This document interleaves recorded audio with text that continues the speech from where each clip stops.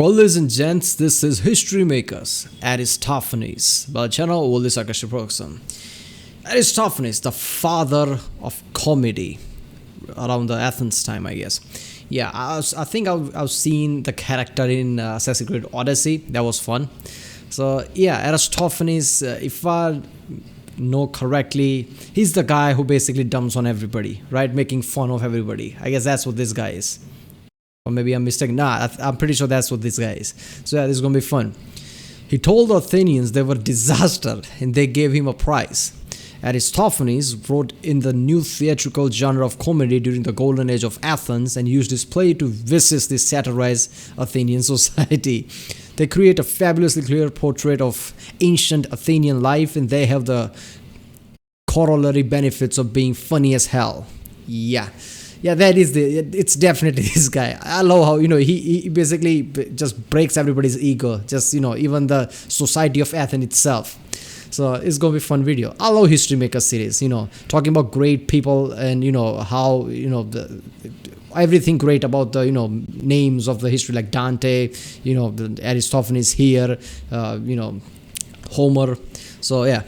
Remember, people, if you like my reaction, don't forget to like and subscribe. Check out the reaction. There's a link in the description. Check out the cards, please. Check out the end cards, and yeah, let's watch this one. Ancient Greek literature follows a pleasantly linear path in its early centuries. Our oldest stories come from Bronze Age Mycenaean culture and a multi-generational oral tradition bringing tales of the Trojan War into archaic Greece by way of our boy Homer. Soon after him, poets found a leading role as the creators and performers of the more freewheeling lyric style. As literature was always responding to the politics and culture of the times, it makes sense that we see this more individual focus at a time when city-states became the engines of politics and culture all across Greece. So we started with epic, made our way over to lyric, got us some Sappho, love that, and then Athens happened. In the span of about 2 centuries, this cultural lightweight of a city became the biggest intellectual powerhouse in Greece. It inadvertently inspired the creation of history, became the place to discuss philosophy, and pioneered the genres, 2 of them, of theater, tragedy and comedy. Because truly, only a city as self-obsessedly dramatic as Athens could single-handedly invent theater. Athenian tragedy is a fascinating and absolutely wild bunch of stories, but today our focus is on comedy. And unlike the genre of tragedy and their dozens of surviving... Yeah, as far as I know, comedy around that time just meant that something doesn't end in tragedy, right? That's what comedy is. plays, old Athenian comedy survives by exclusively one author, Aristophanes. But fortunately, Aristophanes f***ing rules. So to see how this funny haha writer boy satirized his way into Athenian hearts and created possibly the best portrait of classical Athenian society ever put to paper, ? Let's do some history. The exact origins of theater as a genre are tough to pin down. Its earliest recognizable roots come in the form of song performances reenacting mythical scenes during celebrations of the god Dionysus in the late 600s, but the concept of theater as a distinct style of collaborative musical storytelling develops in Athens over the 550s BC, with the first recorded actor appearing in 532 and the creation of a dedicated theater festival sometime between then and the end of the century. The City Dionysia Festival was where leading poets in the city would premiere their tragedies and compete for the glory of angstiest playwright. In 487, the roster of tragedies and bawdy satyr plays grew to include the newfangled genre of comedy, which almost nobody took seriously for half a century before Athens created a dedicated comedy festival in the 440s called the Lenaea. We'd imagine that it was similar in structure to the tragedies, but without literally any scripts from this period, we can only guess. Our first and only real look at old Attic... So, satire is basically all the dirty jokes and shit like that, huh? Comedy comes during the Peloponnesian War, where 11 of Aristophanes' 40-plus plays make up the only surviving texts either side of half a century. Structurally, the first thing we notice is the names of a lot of these plays. Birds, frogs, wasps, clouds, knights. Despite the appearance, Aristophanes wasn't beating Animal Farm to the punch by 2,000 years, but rather those names are what the chorus is dressed up as in that particular story. In Aristophanic comedy, the chorus is a central focus and constant presence in the play, singing, dancing, interacting with the characters, and talking right to the audience. And with these choral costumes, the sillier the better. Everybody in the city was in attendance, so any comedian worth his olive oil had to mix highbrow humor and complex lyricism with cartoon slapstick and just the lowest, crudest jokes that you you can imagine. Picture Shakespeare's balance of complex satire and dick jokes, but then have all of the actors wearing prosthetic dongs of hilarious size, and What? that's Aristophanes for you. This niche of dirty jokes and vulgar costumes was already covered by the satyr plays, but Aristophanes elevated the genre of comedy by juxtaposing all of this obscenity with the absolute spiciest critiques of Athenian society. While tragedies and satyr plays happen in far-off So basically, he just, used the satire type of thing in his comedies and just dumped on everybody, the society, the politician, probably all the big names of the time. Basically, our modern day drama shows that we have, something like that.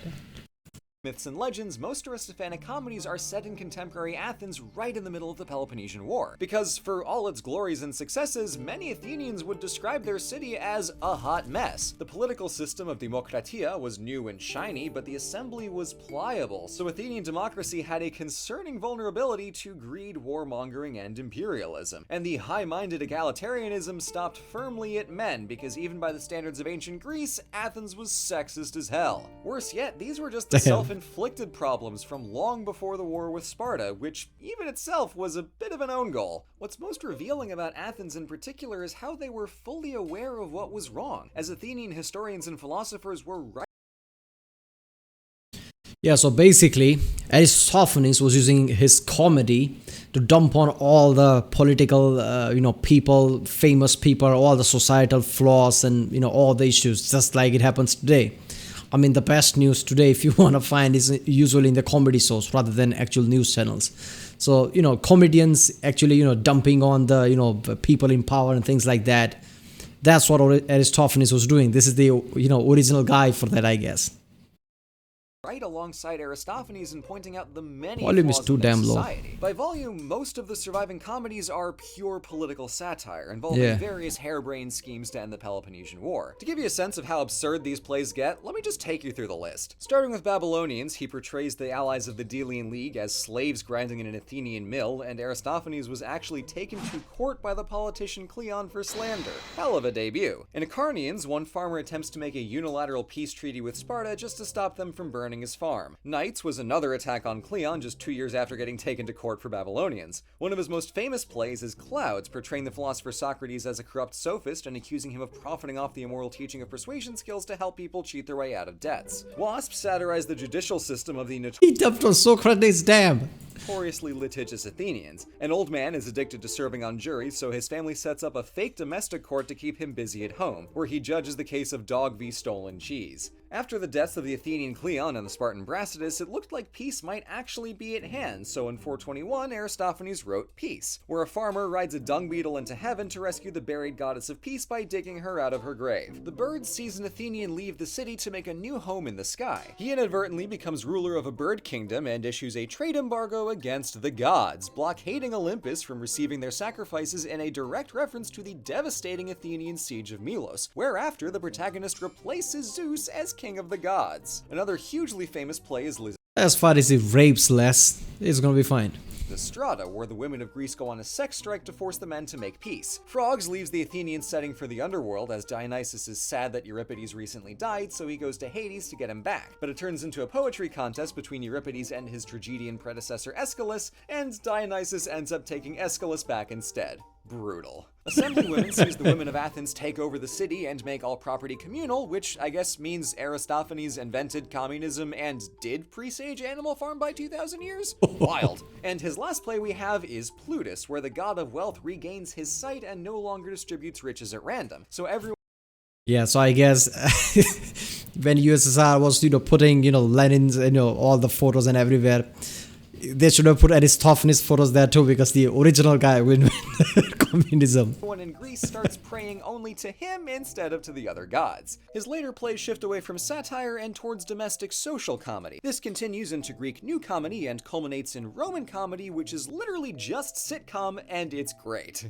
Many of these plays sound patently ridiculous at a glance, but upon inspection, they're even more insane. For my favorite example, let's look at Women at the Thesmophoria, where a man in disguise sneaks into the famously women-only festival of the Thesmophoria. The playwright Euripides thinks that the women are plotting to kill him because they hate the sexism in his plays, so he enlists a friend named Masilicus to sneak into this ancient magical woman's bathroom to spy on them. To his surprise, he finds the women carrying out an entire parallel society to Athens, with their own assembly and social organization. During a debate on what to do about Euripides, Masilicus starts making counter-accusations and the women instantly clock him as an imposter. He grabs a baby as a hostage to aid in his escape, but it turns out to be a disguised cask of wine, which Masilicus continues to threaten with a knife, to the dismay of one woman at the festival who is clearly an alcoholic. He stabs the vase and is immediately arrested, after which Euripides puts on a series of disguises as characters from his own tragedies to eventually charisma check his way into freeing Masilicus from prison. Having saved his friend and made peace with the Damn, that is so great storyline. I would have loved if Assassin's Creed Odyssey used some of the storylines like this and created a quest based on that. It would have been so awesome actually using stories like this, because look at them. Man, Aristophanes' imagination is wild, right? All these stories. women of Athens, they ride happily into the sunset. This play, like every single play by Aristophanes, is absolutely buck-f***ing-wild and easily the greatest thing to ever come out of ancient Athens. Beyond the jokes, Aristophanes' work reveals Athenian culture on two levels. One is simply the plays satirizing the people, institutions, and culture of the city. He makes fun of the politicians, he mocks the court system, he pillories the philosophers, he's taking highly specific and well-justified potshots at all aspects of life. And that gives us an otherwise unparalleled look into the actual lived-in world of classical Athens. But what's most wild is that Athens allowed this and even gave him prizes for it. The Athenians knew they were a mess and even celebrated it. Comedy like this doesn't... See, this is why I like our time around this and people like Aristophanes. When you read history about what once was thousands of years ago, you only have base history like events that happen, wars probably, because wars are the one that get followed. Wars are the main key point of the history that gets followed, not an actual society and things like that. With, plays like this, all the different books from Aristophanes and different people paints a more vivid picture of what Athens was, how the people were, how the corruption was, how people were enjoying things, what kind of things they liked. This paints a great picture of Athens. Doesn't appear anywhere else in ancient Greece, because only the society that went out of their way to make public participation and arguing a central fixture of political life could then turn their important religious theater festival into a free-for-all satirical slapfest. At the end of the day, only the rich men were allowed to debate and vote in the assembly, but by investigating civic life for an audience of literally the entire city, Aristophanes democratized public discourse more than anybody else in Athenian history. The man who ruthlessly criticizes democratic politics is, ironically, perhaps the greatest beneficiary and most zealous advocate of democratic culture. The historian Thucydides... Yeah, he mocked how the system was then, not the idea itself, I guess. So obviously he's like, how today, whenever some bad, dictator comes somewhere, some bad politician comes to power, it's usually, comedians who, actually talk sense, brought things to light. That's how it is happening today. Aristophanes was that of that time, basically. And he was just, dumping on everybody without caring, without any fear. That's the great thing about that. wanted to create a record for all time, but Aristophanes was focused on his contemporaries and tapped into a communal understanding of the Athenian world to tell his stories. He's not above the history, analytically presenting a grand timeline, but right in the middle of the city, in the space where big historical arcs come crashing into the lives of everyday people. If the Spartans are burning down your farms year after year, who wouldn't want to strike a one-man peace deal with them, or dream of flying off to literally anywhere else? Aristophanes brings Athens to life by humanizing the causes and the effects of its history. In practice, his plays had little lasting effect. As Cleon continued to dominate politics, Athens never reined itself in and was eventually defeated by Sparta, and the sophists continued to use rhetoric like a weapon. Aristophanes couldn't save Athens. Come on, man. I mean, it hardly, things like this, people like Aristophanes, satirists, comedians, hardly changes the larger picture, right? but they still make a difference. They still bring things to light. I mean, that's all they can do. What can you expect more than that from a one person? Entire societal values cannot change like that. Maybe he had a long lasting effect that you see centuries after. He didn't change anything at that time, but moving forward, people read all his plays and things like that. It changed people's mentality, changed people how saw things. You can see effects of people along the line, not immediately. From itself, but even in the course of his 4-decade career, he saw the city pay for its hubris, getting nerfed from the political center of Greece to ending as its intellectual center, and I don't think he would have been mad. Aristophanes is a fascinating figure in Greek literature because on the face of it, he doesn't fit in at all. In a landscape of philosophers, poets, and moody tragedians, here's a satirist whose grace and grossness would inspire comedy from Shakespeare to South Park. But as we've seen, Aristophanes could only have been a product of Athenian culture. Not because Athens was perfect and glorious, but because it was so painfully embarrassing, it was laughable. Thank you so much for watching. Yeah. We don't ask much of you on this channel, but yeah.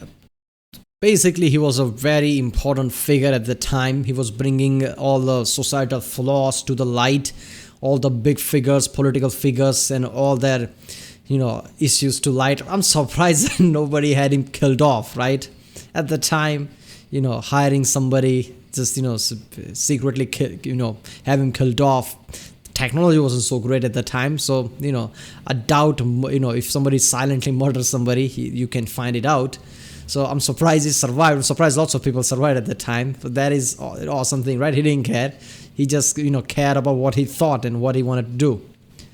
Alright people, that was History Makers. Aristophanes for the channel will Sarcastic production. If you like my reaction, don't forget to like and subscribe. Check out the Rick Sunday, there's a link in the description. Check out the cards or different playlists, check out the end cards, and I'll see you next time.